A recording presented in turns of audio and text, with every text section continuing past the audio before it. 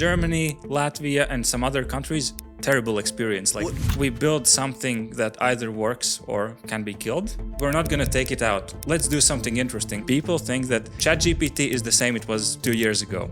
It's not. Think and then commit. Embrace failure. Don't be shy of it. What's gonna happen?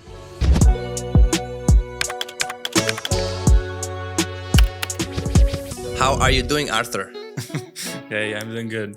Let's start off so everybody that listens to this show can get quickly about you, what you do, what is the business, how much money you're making. So what is the business, what do you do, and how much money are you making per year, revenue-wise? The core business is e-commerce, and I run an e-commerce agency. I'm a co-founder there, and we started the company somewhere like 10 years ago. Right now I've been also dragged into some side projects, hobby projects, etc. And in terms of revenue, last year total revenue across all of the entities I'm involved in is pretty much 9 and something million euros. 9 million. Cool. Yeah. And the biggest business is Magebit, Yes. right? Yes. Which is an agency for e-commerce stores. Yeah. How much money does that company make? Last year it was like 6.3 million. How many employees? In Latvia, 130. Cool. And what's the kind of the profit per year on that? Oh, that one's a bit tricky because we do a lot of investment and also like agencies, I'd say, used to be that you just scale human labor and you just try to squeeze the maximum amount of money based on that. But in our case, we are investing a lot into various different things, new services around e-commerce. And also we're building, like lately with AI, we're building different kind of products and intellectual property. For example, one interesting thing that we're building is an AI assistant pretty much, which checks all of the incoming requests from the client. Finds different ways of where something can go wrong, but information we need to get up front, and also try to give an estimate of how much it will take. And initially it was like, oh, AI won't be able to give all of the necessary information. The estimates won't be accurate, but right now it's pretty much like, I think it was like 8% difference compared to humans. So it's getting really, really good. The more context we give, and as we're an agency with 100 plus people, we have so much context, so much insights that is not available to others, that we can give very, very specific answers. About these things you talked about, the AI, you use some systems like Relevant AI or some other tools, or you just build it from scratch? We're using LLMs for sure, but we are building IP kind of we're building software and integrating with various different kind of workflows, agents, and also LLMs. Cool. So I think the agency space is really crowded. A lot of people are in the agency space. My advice for people who want to start an agency and scale to 1 million, I guess, is mostly focusing on marketing and sales. And in your case, you have reached more than 5 million plus per year. What are those next key things agency owners need to focus on to go from these 1 million per year to 5 million per year? What are those key things? Because I don't think it's just marketing and sales. For me, actually, the case was completely different. We did no marketing, we did no sales. We were just 2 developers, which were highly focused on a very niche area. So it was Magento development back in the day. And we just did very good job. We tried to solve the pain points of the customers instead of trying to upsell them more of our services and things like that. And the thing is, like, our customers churned so little that if we acquired one client pretty much per, quarter, it was still good enough, and we still made more money, and the existing clients ramped up the spending with us because they see so much value. And then they start sharing that, hey, these guys are great, let's give them more work, maybe their friends also have a business, etc. So our success was pretty much scaling through quality and internal kind of references rather than sales and marketing. And what are some practical ways how to do that as you're adding more people? More people means more complexity means more problems and more gaps in providing the service, right? How do you scale that and how do you maintain quality? What are some key specific things you did to make sure that happens?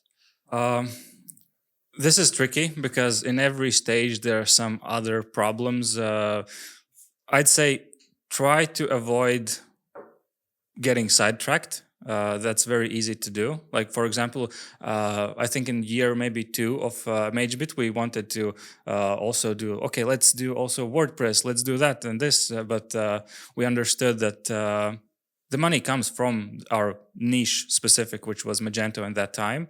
And right now we've grown to quite a big portfolio of clients and also expertise because 100 plus people, they have their previous experiences. So it's pretty much 100 plus lifetimes of experience.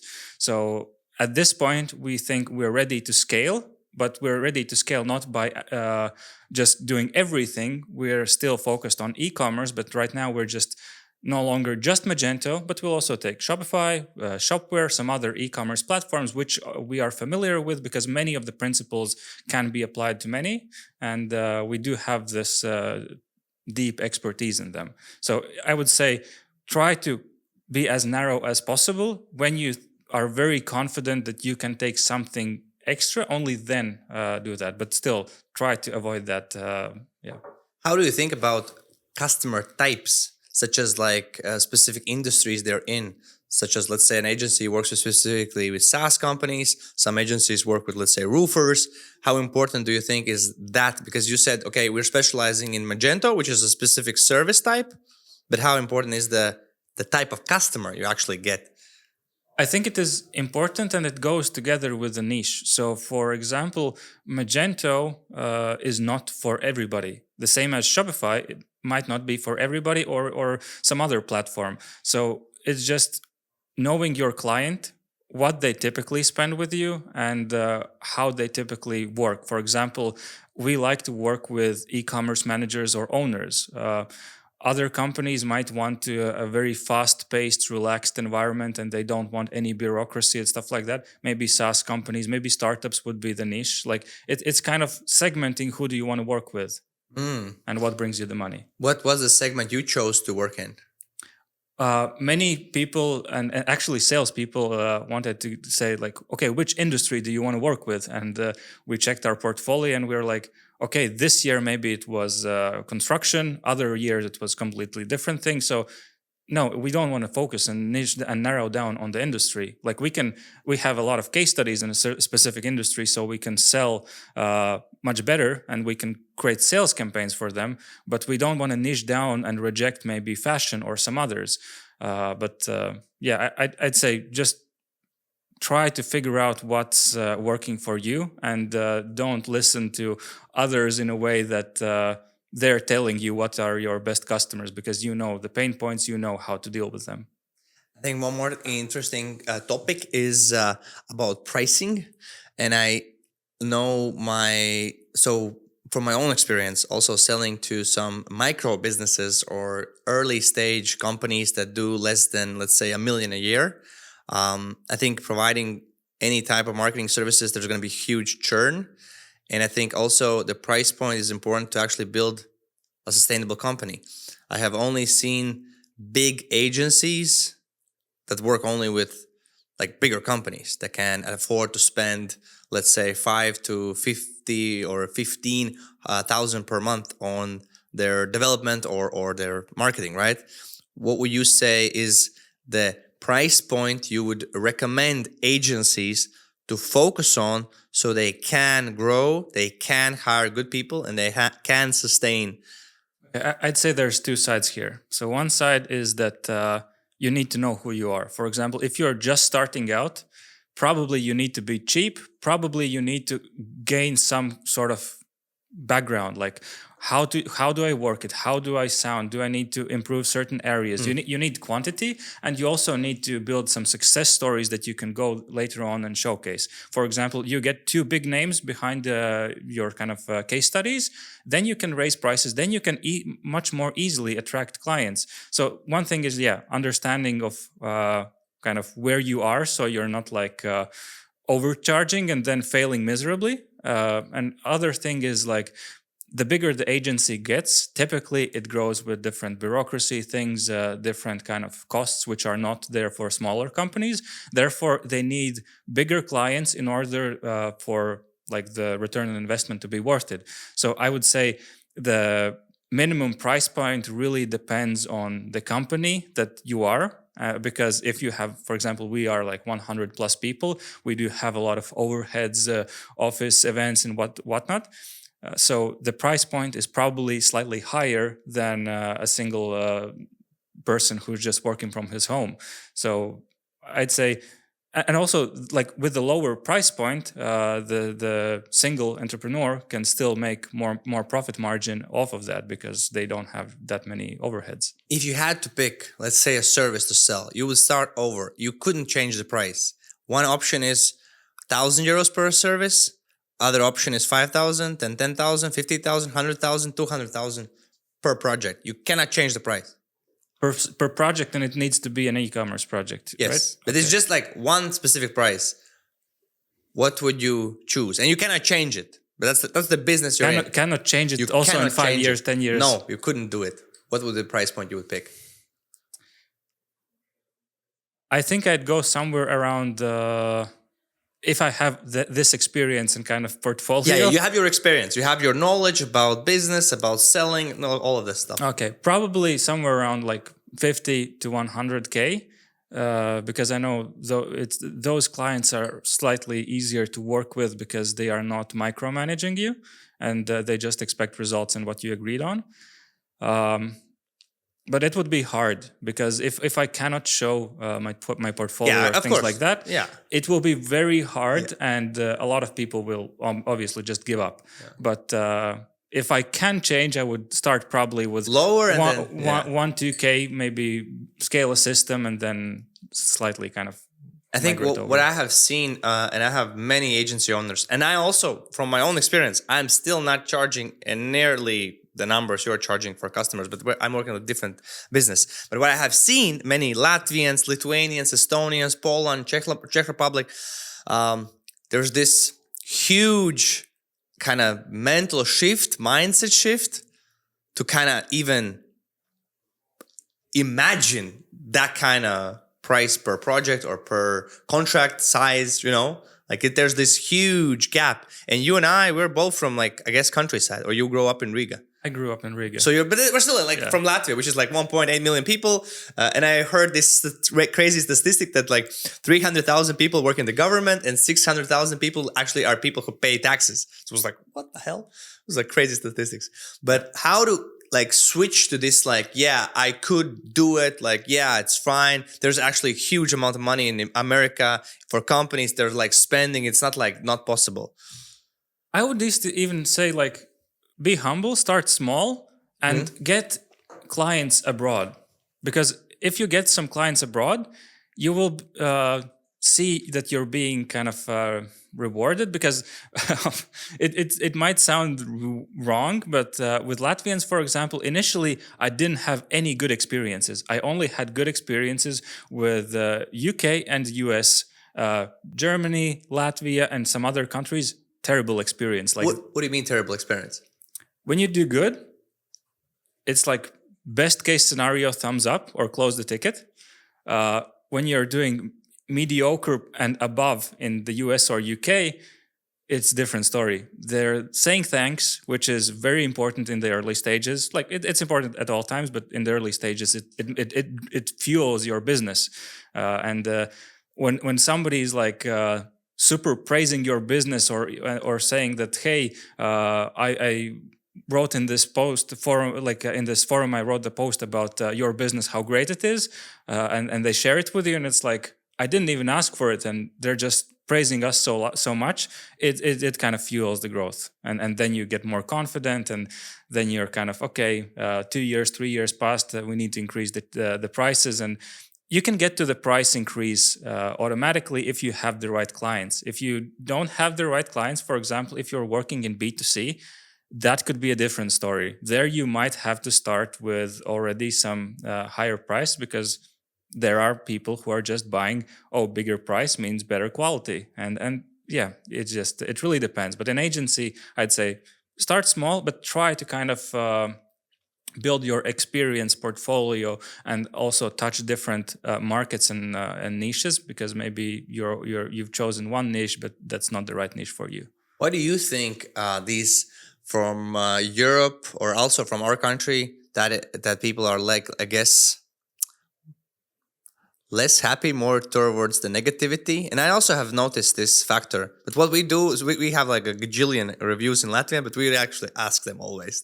Like, Yeah. but sometimes, okay, they do it themselves, but it's like always asking, just like proactively getting that feedback, which we kind of want to do the same thing, which you said, is to fuel the company, fuel the business. Again, show people that we're doing good work, which is actually helping people, which is actually a really nice thing.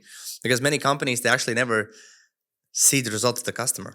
For specifically as software companies, they're like, they use our software, they pay us, we don't know if they like it, we're just like working here. I'm doing support tickets, like, you know. Yeah. Like, why do you think, why is that? I think the culture plays a big part, and another thing is like, how many family-owned businesses do you know in Latvia? And I can give you an example. We worked with a client in Thailand, and that was our only client there. And it was a family business selling herbs, and it was in I don't know, in multiple kind of like there were generations or something, I don't know, but it was interesting case, because whatever we did, they were so polite, so happy, and even if you do something wrong, they're like, oh, I can live with that, but yeah, try to fix it as soon as you can. And everything is like completely different when you're working with people that are used to operating in business differently. The same also in the US, we have a construction company, which is actually a very large company. It's like, imagine Depot with 100 plus stores in the US. Like it's huge. And right now they're part of Ace Hardware as well. And they started as a family business 100 plus years ago, and they're the most polite client that you can imagine. Like, yeah. So I'd say try different niches, try different clients, and figure out what you want to work with, and who are you kind of good working with, because there are different styles of working, and you need to kind of figure out that as well. I think interesting thing is that you have multiple projects. We're gonna talk about some of them. I think it's super interesting. We had dinner, I think, like a month ago, which you showed me some weird stuff people pay money for, like the AI Tinder, like something similar, right? You could say that, right? AI Tinder, where people pay money to have Tinder virtual AI girls or boys.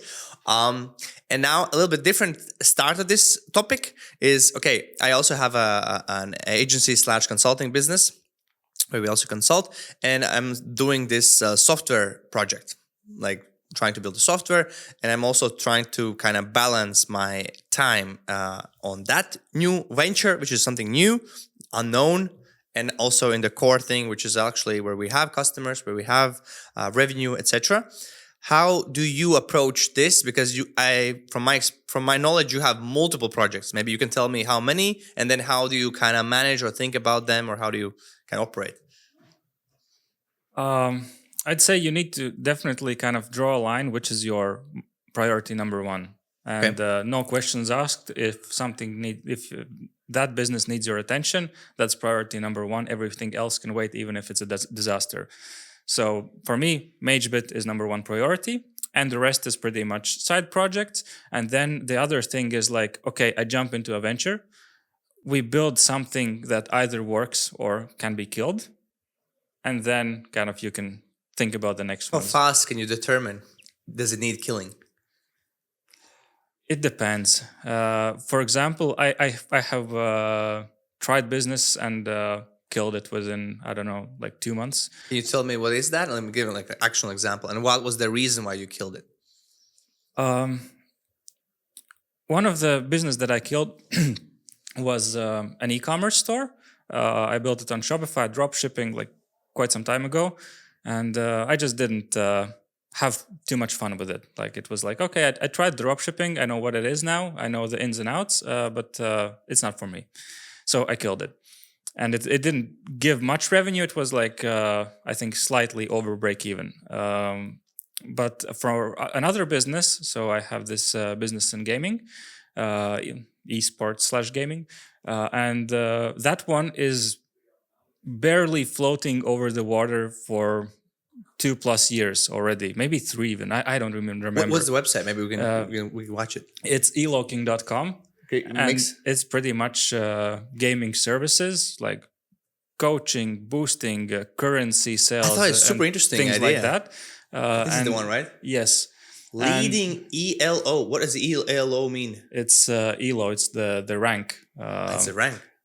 It started like in chess that when you play you get gain or lose ELO points, and now games adapt to this. It's like League of Legends, Dota, Watcher, Counter-Strike. Okay. Yeah. So this was kind of I grew up playing Counter-Strike, and I just wanted to do something with it, and I just didn't care what it was. Okay. So I just one day I thought like, oh, I'll call my cousin Kristaps, who's a designer, and like, hey, let's build something. And we were like, okay, let's try this. So we built this one. And this business, how many customers does it get? What's the customers and people? It's quite big. So we have lifetime revenue is almost, I think it was 1 million or 990 something. Okay, cool. So cool. it's but it's barely over break even, and it's there for 2 years, but we're not killing it because I have so much fun doing it, because we can do the most random stuff. One day we were thinking about, okay, let's launch this game's account selling or currency exchange or coaching, whatever. We can do that. Next day we're like, okay, let's build a YouTube kind of channel and create 3D renders of animations and whatnot. So let's build it. And right now we're like, okay, we have something like 2K left in the bank as profit. It's not profit. We're not going to take it out. Let's do something interesting. So we hired somebody to build an AI streaming trading bot, which will kind of stream on Twitch, show the investment in meme coins, and pretty much live stream narrate it. Okay. And it's like, it's really fun. It's going to be, all the money is going to be down the drain, but I will learn something that maybe 2 years from now I'll need. Because you never know. First, for this business specifically, how did you get customers? What was the go-to-market strategy? How do you get customers? So when you say SEO. So SEO, like initially we did a lot of paid ads, didn't really work out. But right now we're in SEO, I think something like 300,000 visits per month just in SEO. Oh. So but when you say break even, it means you like actively spending money on new SEO, or what? Why is it? SEO is not the most expensive part. The most expensive part is we have 24/7 live support. So chats work with the service providers, because we're just a middleman. We're not. You're selling. connecting the coach with the person that wants Uber, coaching. Like Uber, Volt, and etc. So we're connecting somebody who already does the service with somebody who specifically wants the service. And that's quite a lot. 300,000 views per month. That's like huge. Yeah. What's the conversion rate on that, on the pages? Non-existent, pretty much. They're not signing up. Well, some of them are, and some of them are buying. But the thing is, like, the 24/7 team costs quite a lot. And therefore, in order to break even, we have a lot of static costs, and that's the problem. What's the biggest lesson from this business? What you could so many. We're like, I've never built a 24/7 live support. I've never worked with people from Philippines and those kind of countries. So there's many things. Right now, we're currently building also AI agent flows that can not only answer queries, but do completely everything. Reassign the person who's fulfilling your order, do refunds, do different kind of other things, change prices, anything. And that's interesting, because AI and some other areas, like, I'm not entirely familiar with. Like AI I am, but in certain areas I haven't stepped my foot yet. For example, YouTube. I didn't know much YouTube before that, but we created a few videos. One of them got like 30,000 views, and you get to learn. And the biggest thing why I'm not killing this is it's passion, because it's gaming and I can do whatever I want there. And also it's continuous learning experience. I'm not the kind of guy that will go read books. I'll probably just, let's try something like this. How it rolls out. And I loved how you told me that at the office you have these like gaming parties for like a weekend, which is like crazy, right? Sometimes we do, yes. In Magebit, we have quite a few gamers. So I think I last would one probably was join. yeah. So one of the last ones, yeah, was I think it was 2 days with like Rust playing party and Right? That's yeah. kind of cool. I like that. That's cool. You code, you program, and then you like play together. That's like awesome. Yeah. What are some other projects? Some other projects. Right now, we're building also a Latvian kind of document scanning system. Like Okay, document scanning system. yeah. What's the website? I don't want to say it to Okay. you right now because it's not password protected and it's Okay, and it's work in progress. Okay, okay. But yeah, Document scanning. yeah, it's Okay. pretty much you upload your document. Okay. It can be a lease, it can be a purchase agreement, Okay. anything, and it scans first of all which party it's more leaned to, more favorable for, what kind of things of some of the core principles, like maybe the termination is difficult. You should talk about those points. You can chat with the document, and also it integrates directly with Lursoft, so it checks if the person can sign the agreement, if the company is already in debt or some other things. So it checks like, is the other party legit, or you should be cautious. So it gives you Interesting. all of the information. Interesting. And what the best part there is that we're building this so that you have some free plan, but you can pay a subscription, and then you can get access it in email. So forward an email to, let's say, info@something. Okay. It gives you the response. This is document like this, and if you have any questions, you want to change any parts, you can say, hey, add me a better termination clause. It sends you back, so it's like pretty much your email lawyer. Legal assistance lawyer. Yeah. Yeah, Cool. it's for simple things, but I like it. I like it. Yeah. It's like a phone app, or is it like a website? It's a website. Yeah, it's a website, and we plan to launch it only Interesting. for Latvian target market. Why? Such a small market. There's so many things, so many projects like this all across the world, and we just wanted to make I wanted to make a niche product.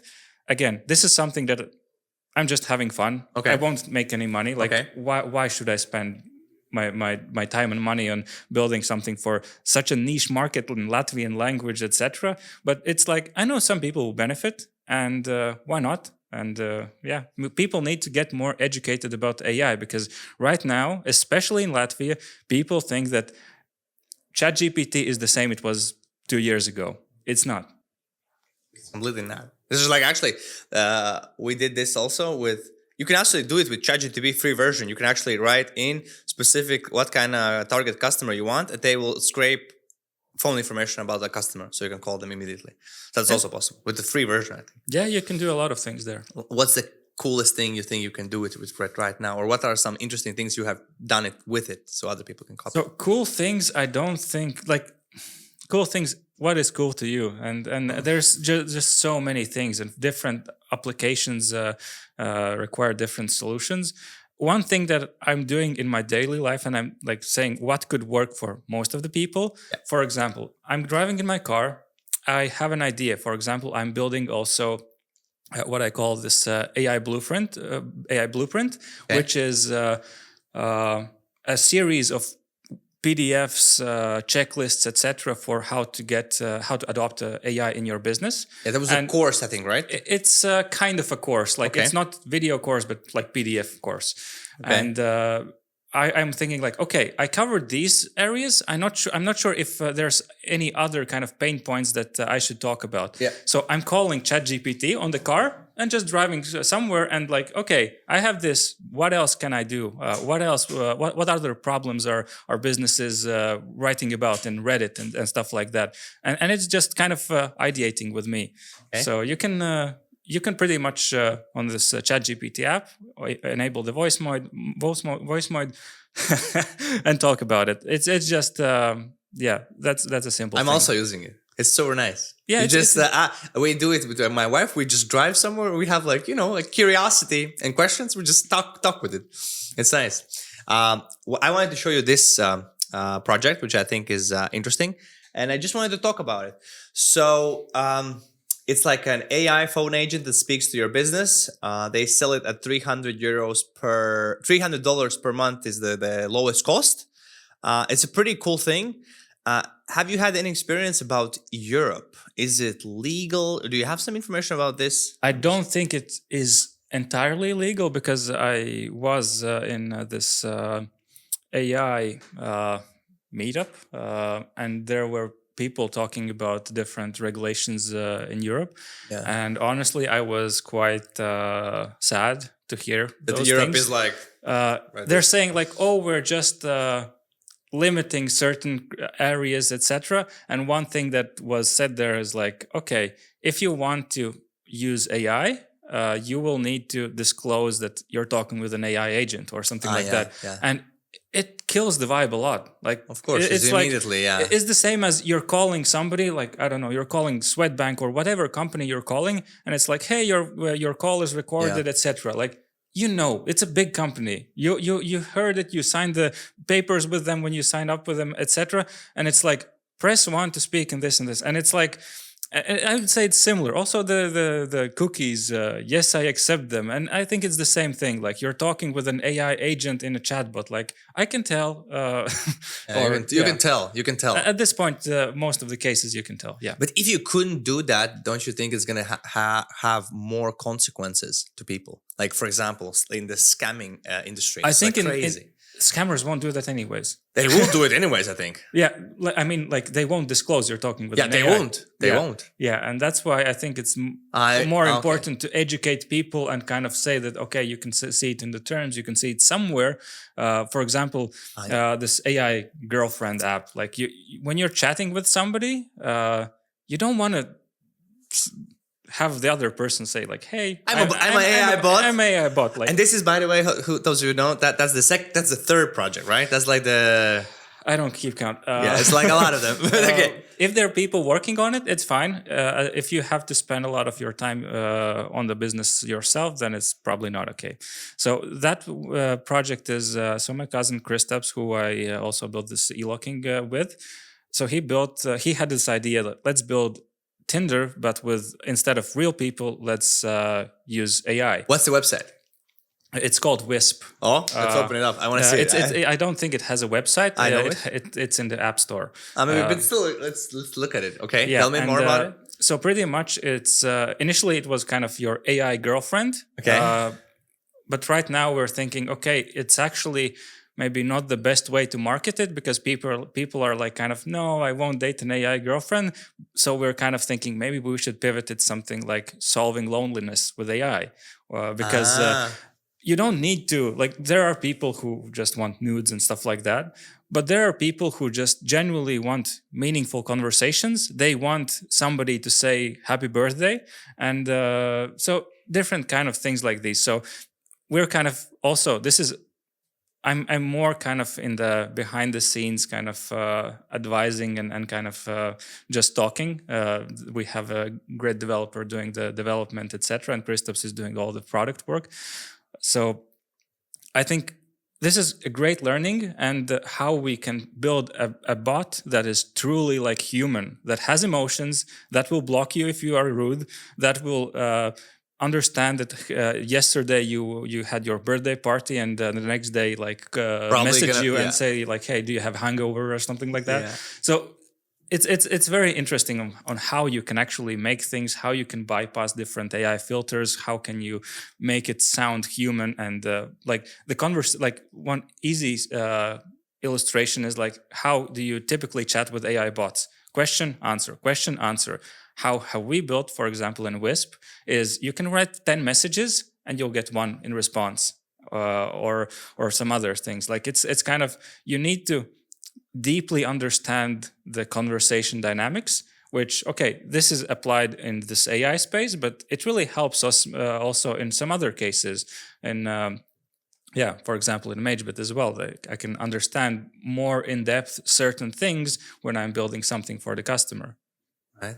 It's so interesting. I took a lot from that specific thing about how many replies, was the time frame. Do you reply immediately, not immediately? How you respond? Do you show the typing indicator? Do you show it, then hide it, then show it again? All of this stuff. Yeah, I like those small nuances. A new feature. And what do you think about this feature? So many of our companies that work with us, they have this problem about platforms. They're using Instagram for customers. They're using email. They're using WhatsApp sometimes, maybe a website chatbot, no, like some inquiries or something like that. And it's all over the place. So we're trying to also, in our software, the Shopify software, we're trying to also do a multi-channel inbox. So all of the communication channels are in one place. So just one dashboard, you see everything. And then we want to add this component of some AI that communicates with these people on their behalf based on contextual data or knowledge base or something like that. What do you think about this kind of quick solution? I think it's a good one. People are already using different apps. There is an app that connects all of your messenger apps into one. Yeah. There's already there are, of course. Also, but that's without AI, for example. And also, there's just recently we had a Shopify co-hosted with like a webinar co-hosted with Shopify, and we also use the platform that streams in multiple channels. So that's like a thing that is needed nowadays because there are so many areas areas of input. For example, if there's I don't know, a stream on Twitch, I might watch it. If it's on X, I might watch it. If it's on Instagram, I won't watch it. And it's like every person has their own kind of platforms they work. So you cannot just, I will be servicing only this platform. If you're in B2C, you need to be on pretty much all of the majors. Yeah. And this platform, what you're saying, I think it's a good one because you get to have a very efficient way of spending your time in what matters. On platform, right? And not losing time or not giving. And I think many things, what we try to also solve is also a nice, interesting problem, is that businesses such as, let's say, you have let's say your grandma passes away, you need a service for that. It's like, how is it in English? It's the service that helps you to the burial service. This one. So this is a specific case where actually the market dynamic is if you call, you need it. Yeah. And then if you don't pick up as a business, you lose the customer. Yeah. And if you don't, and typically you don't pick up at, let's say, 6 to midnight and morning, you don't pick up, but people can call because it can happen. So we are thinking also to have some like phone call connection process that communicates with this person, says, yes, we could totally understand. We got this information. And the idea was the bot to talks with them, summarize the information, and then says in the next morning we're definitely going to call you back straight up and just book the offer and give you a price and etc. This is also a nice problem, I think, for many businesses. Either it's out of the working days time or in their working time where you just cannot pick the phone because they're like small business and they have and people are already building businesses like this with the phone. Like for example, if you're using 11 Labs, they already have very good conversational things. So, but what do you think about, like, let's say I'm watching this video with Nix and Artūrs and I'm like, like all of my ideas I can find on Google. And somebody's already doing it. Like somebody's also selling potatoes and somebody's selling construction materials. Like everybody's doing something. Like, how would you look at that?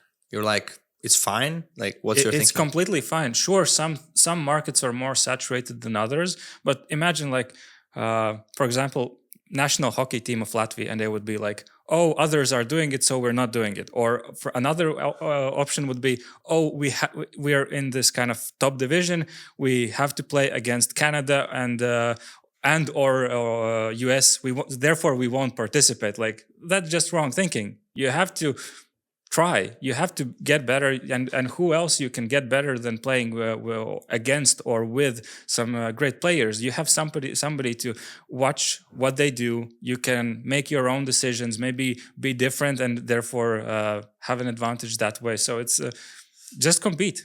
About your ideas which you launch as projects, do you kind of think about that? Do you think about market saturation or the idea, or like what do you... Sometimes, like I have to check it, of course. But for example, this document scanning system, if there was something like that in Latvia, I would probably not do it because it's not a money business. It's kind of experience business plus maybe an option to educate friends and family about AI. So it really depends on what's the goal of the business for you. And one more idea that also, like my cousin Kristaps had, you talked about the memorial kind of thingy.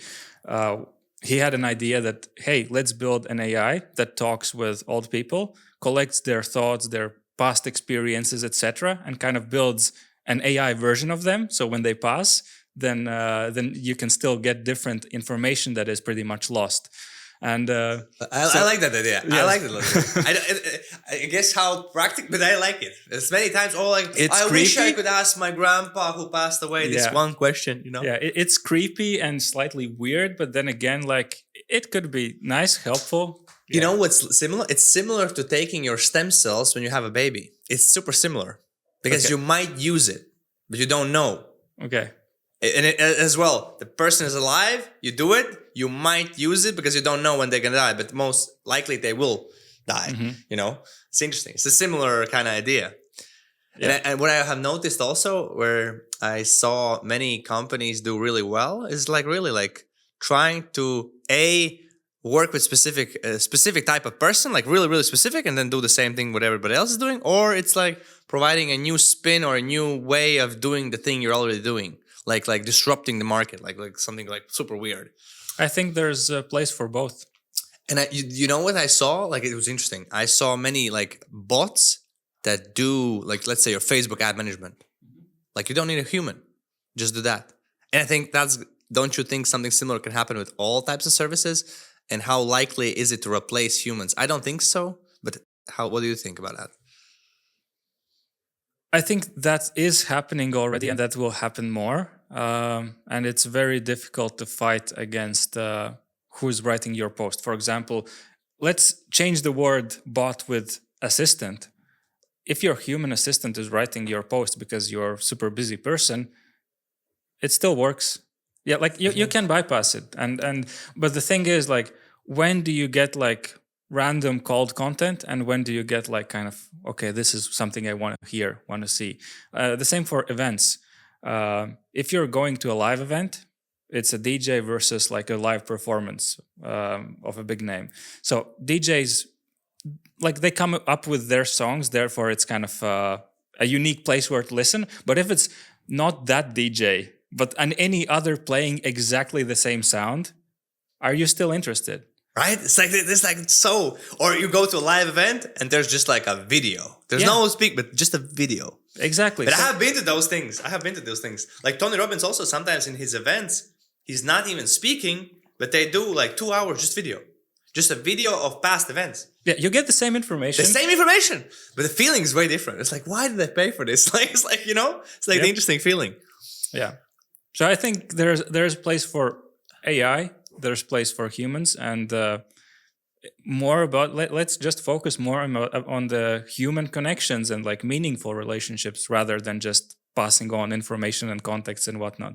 And I found this interesting study that says most people can actually have like up to 150 actual connections, like actual people they can recall. It's like also limited, right?